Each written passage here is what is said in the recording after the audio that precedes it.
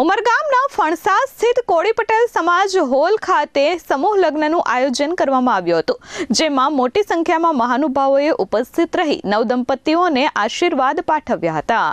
ઉમરગામ કોળી પટેલ સમાજ દ્વારા સમાજના અગ્રણી અને દાતા સંધ્યાબેન કાંતિભાઈ કોળી પરિવારના સૌજન્યથી સમૂહ લગ્નનું આયોજન કરવામાં આવ્યું હતું. સમાજના પ્રમુખ કાંતિભાઈ કોળીના પરિવાર દ્વારા વરવધુઓને કન્યાદાન કરવામાં આવ્યું હતું. આ સમૂહ લગ્ન પ્રસંગે સમાજના પ્રમુખ કાંતિભાઈ કોળી દ્વારા દરેક નવદંપતીને 51,000 રૂપિયાની બક્ષિસ આપવામાં આવી હતી. આ ઉપરાંત કન્યાને વીટીનું કન્યાદાન અને વરરાજાને 11,000 રૂપિયાની બક્ષિસ આપવામાં આવી હતી. સમાજના અગ્રણીઓએ પણ વિવિધ ચીજવસ્તુઓ આપી કન્યાદાન કર્યું હતું. ખોટા ખર્ચા ન કરી અને સમૂહ લગ્નમાં જોડાઈ નવયુવાનોએ પણ એક અગ્રીમતા અપનાવી હતી.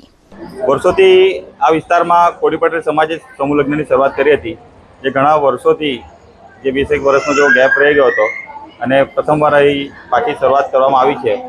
અને પહેલી સિઝન ખૂબ જ ધામધૂમથી કાંતિભાઈના સૌજન્યના લીધે આજે થઈ રહ્યા છે. ત્યારે દરેક જોડાને આ પ્રસંગે પહેલી તો હું શુભકામના પાઠવું છું.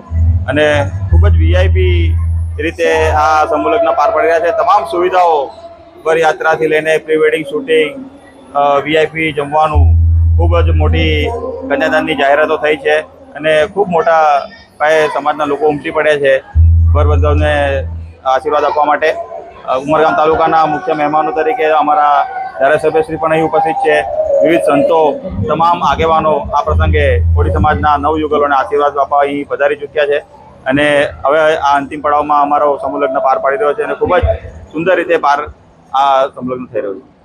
અમિત સિંહ રાજપૂત સાથે પ્રશાંત પંચાલ, S24 ન્યૂઝ, ઉમરગામ.